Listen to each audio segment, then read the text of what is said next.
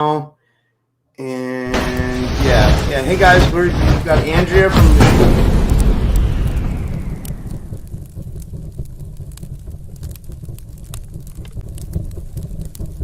Okay, great. Hey guys, welcome back to another episode of the Typical Skeptic podcast. I'm really excited about my guest today. Today I have with me Andrea Martin. This is the second time she's been on my show, and I've been on her show. She's the creator of Growing Up Alien, Pleiadian Walk-In. She's returns back to the Typical Skeptic podcast for a powerful cosmic update. Known for sharing her contactee insights on TikTok and YouTube, Andrea brings forward the latest on galactic court decisions, Envoy negotiations, and the shifting dynamics of off-world councils. Her mission is to bridge humanity's understanding with our star family, offering direct updates and guidance for those awakening to their galactic heritage.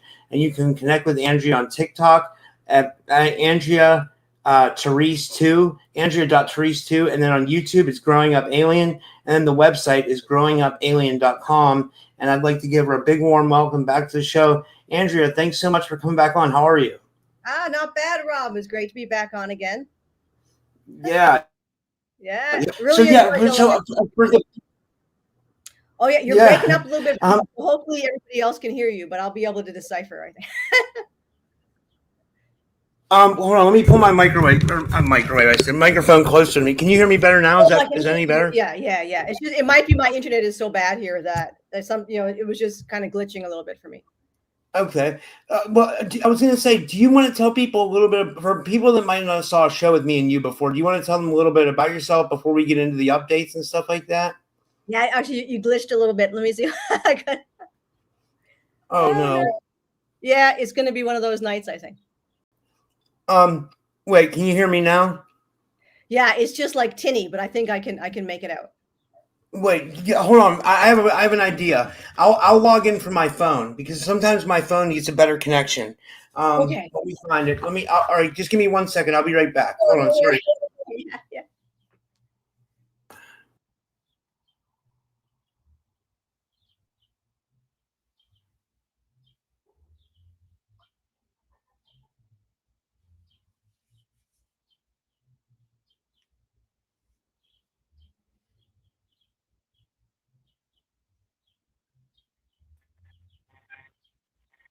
Is that better at all? Let's see. I think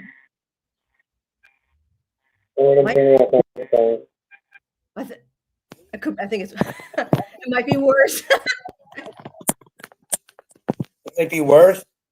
Might be worse. Yeah, if you say something, let me see if I can hear you. Yeah, it's not coming through my headphones either for some reason. I mean, it's really low for some reason. I don't know what's going on here. Like, yeah, I had this. Well, I mean, I think we know what's going on. I think we. Okay. I'll get back on my computer. Sorry, 1 second. Sorry, guys. Hold on. Okay. Yeah. It's glitchy.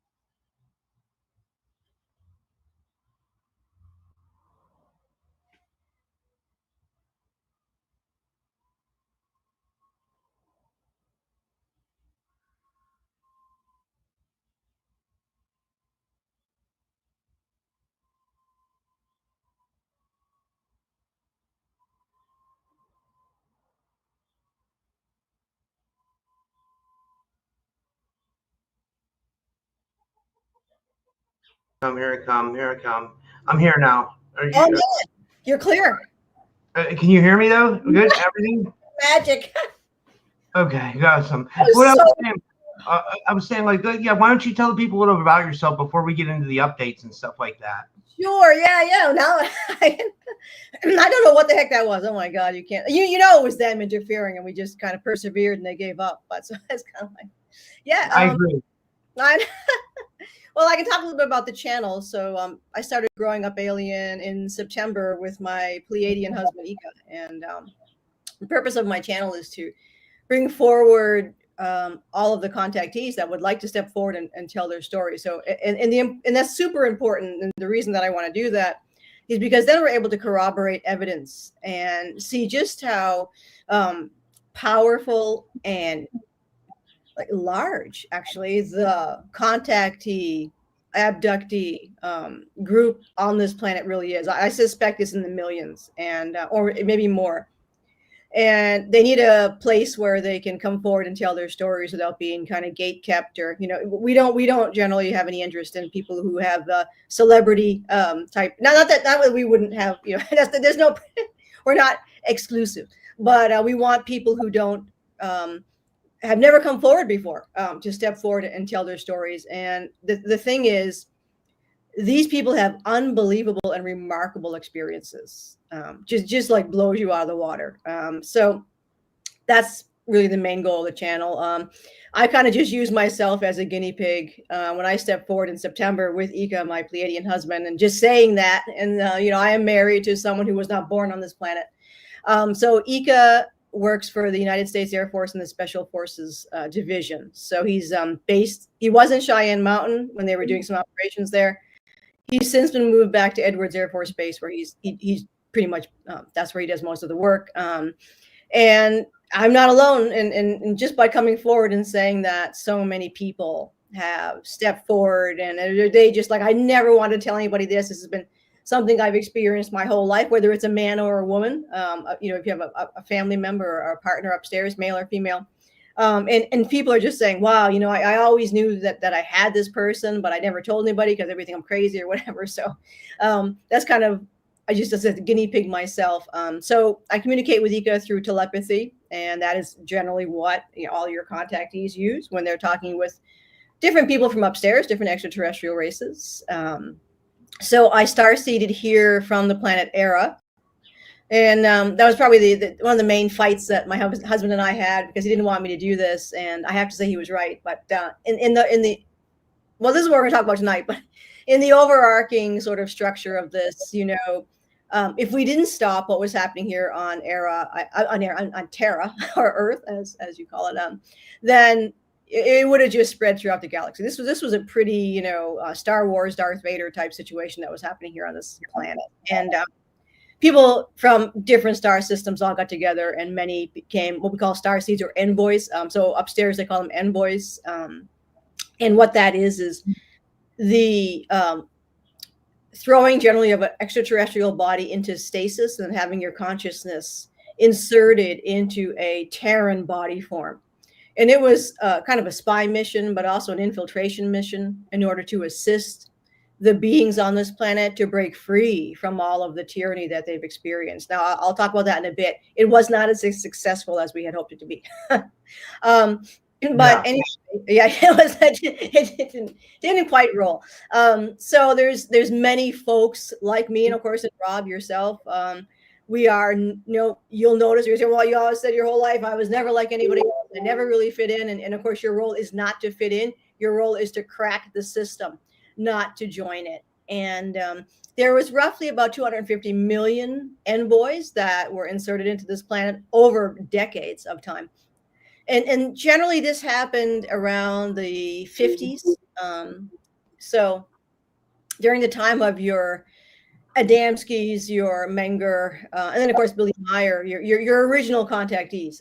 After that experience, then they started to do more and more of the insertion of the envoys, because the direct contact experience, largely through the Venusians, that happened with Adamski and Menger and Stefano Brescia and all those, they really didn't work so well, and things were getting dangerous. So they ended up switching over to the the Envoy system. And I guess looking back on it, things didn't really work so great. I got a question. So I know I pretty much think he was real, but do you think Valthor was real? And like, was he on a mission to like help humans? And do your people know Valthor?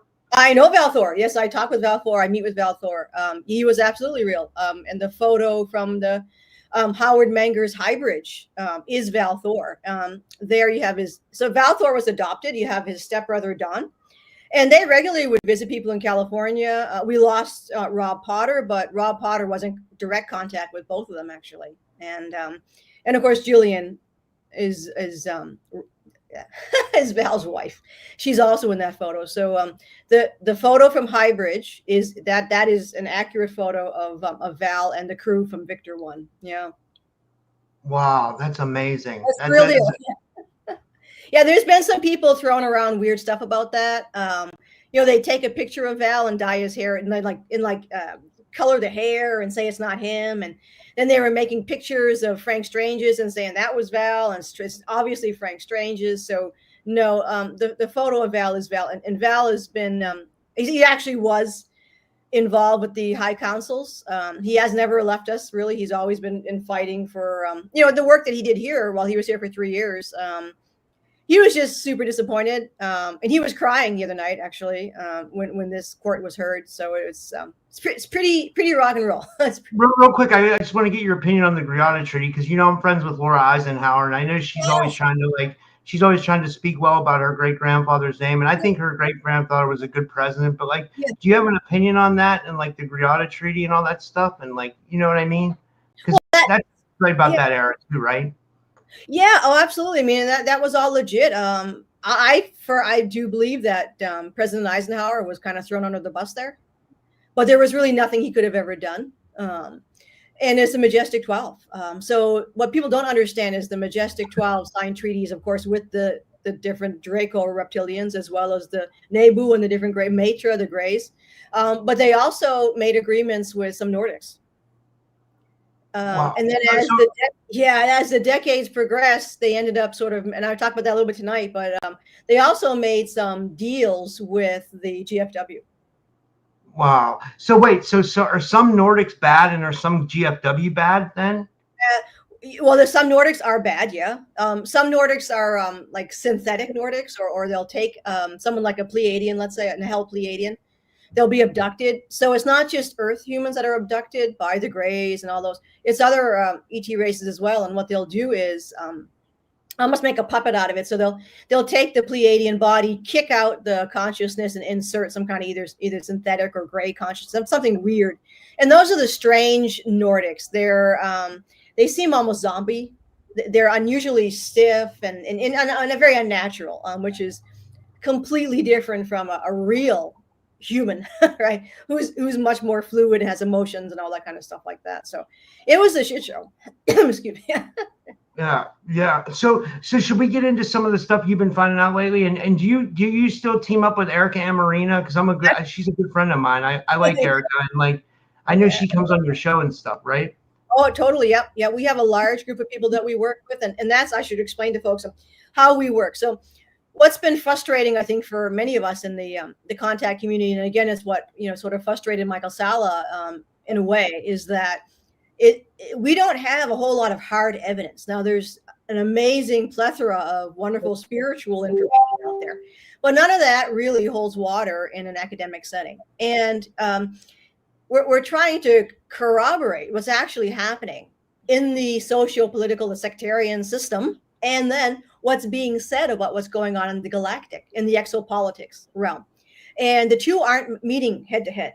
So this is a concern. And I always tell people, if you want to know what the real deal is when it comes to discernment with this extraterrestrial information, look outside your window. Because if somebody is selling you unicorns and rainbows and just raise your vibration and do all these things, and one day these amazing things will happen, look outside your window and see what's going on. Also, just for an example, we've been hearing stories about the med beds. My husband showed me was about 3 years ago. The med beds were being loaded. So parts of the med beds were being loaded at the Edwards Air Force Base. He wasn't supposed to show me this, but he did very quickly. And we don't know where they went. And that's 3 years later. And we're just, where are they? And you hear all kinds of stories that, oh, well, the med beds are in the military bases and they're only being used to heal children and soldiers or blah, blah. And it's like, that's been 4 years since that story was told. People are still telling that same stories today. And I don't understand that, because I personally don't know any military personnel other than JP who have been to a med bed. And I think if I'd say this to viewers, how many people here are either veterans or in the military, and you may have a health issue. Have you been to a med bed? I'm going to probably say the majority haven't. So I call baloney on the med bed situation right now. I think they're just being hidden, and that seems to be verified with what's happening upstairs with the high councils.